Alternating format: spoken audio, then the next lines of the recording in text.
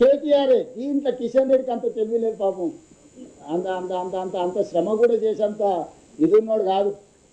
కిషన్ రెడ్డి వెనకాల కేటీఆర్ ఉన్నాడు. ఈ కుట్రలన్నీ కుతంత్రాలన్నీ కేటీఆర్ తయారు చేసి సిట్టానికి ఆ సిట్టి ప్రకారం పనిచేస్తుంది.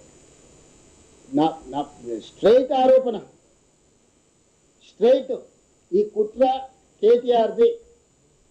ఈ కుట్ర కిషన్ రెడ్డి గారు సహకరిస్తుండ్రు. వీళ్ళిద్దరు కలిసి నగరానికి మెట్రో, ఎందుకంటే కేటీఆర్ 10 ఏళ్ళు వాళ్ళ కేసీఆర్ ముఖ్యమంత్రి ఉండి ఏమీ చేయలేకపోయారు, 9వ స్థానానికి దిగజారింది. ఇప్పుడు ఇది ప్రాఫిట్ మేకింగ్ బిజినెస్ చేస్తే వాళ్ళు ఆపి దాని అంచనాలు పెంచి ప్రజలకు చేసిన నష్టమంతా చర్చకు వస్తుంది. ఇవన్నీ కూడా ఉన్నాయి. పార్లమెంట్ అప్పుడు బీఆర్ఎస్ బీజేపీకి అవ్యాధానం చేసి 8 మంది ఎంపీలను గెలిపి ఎట్ట గెలిపించారో తెలుసు కదా. దానికి గురుదక్షిణ చెల్లించుకుంటున్నట్టుగా అనిపిస్తుంది.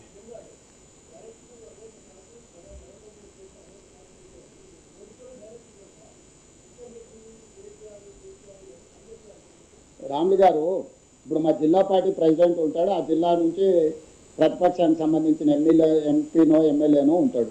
వచ్చి నాకు మా జిల్లా పార్టీ ప్రెసిడెంటో లేకపోతే మా ఎమ్మెల్యే చెప్పింది ఏంటనా లేకపోతే అవతలలో చెప్పింది ఏంటనా. ఈరోజు సమాజంలో ఏం నడుస్తుంది? మొదటి ప్రాధాన్యత మన వాళ్ళకే ఇచ్చుకుంటాం కదా.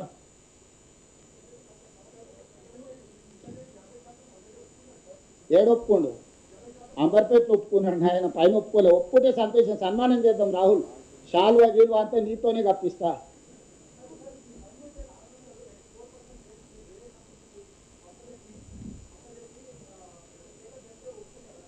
అంటే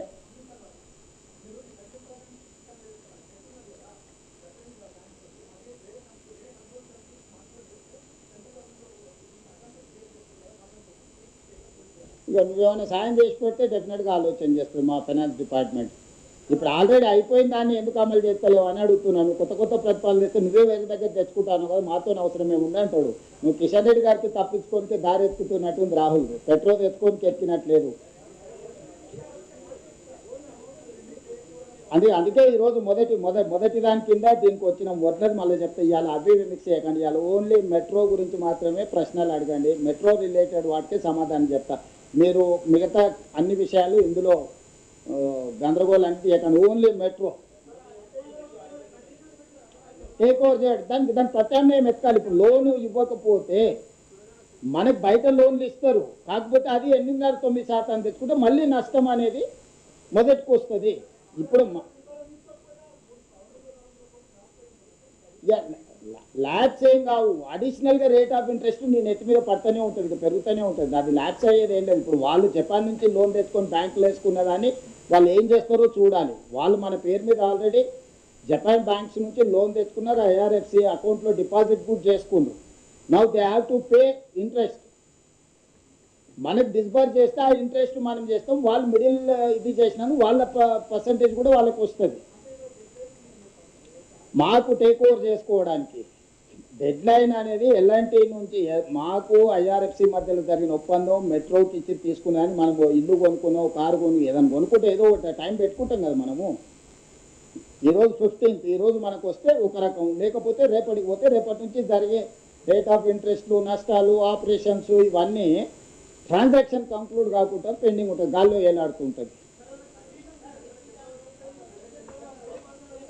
అన్నీ ఉంటాయి కానీ వాటి అన్నిటి గురించి మాట్లాడదలుచుకున్నాను. ఓన్లీ పొలిటికల్ రైట్ గురించే మాట్లాడుతున్నా Srinivas. I have to see, that is why I am appealing in publicly. That is why I am trying my best to get my money. I don't want to complicate my issue.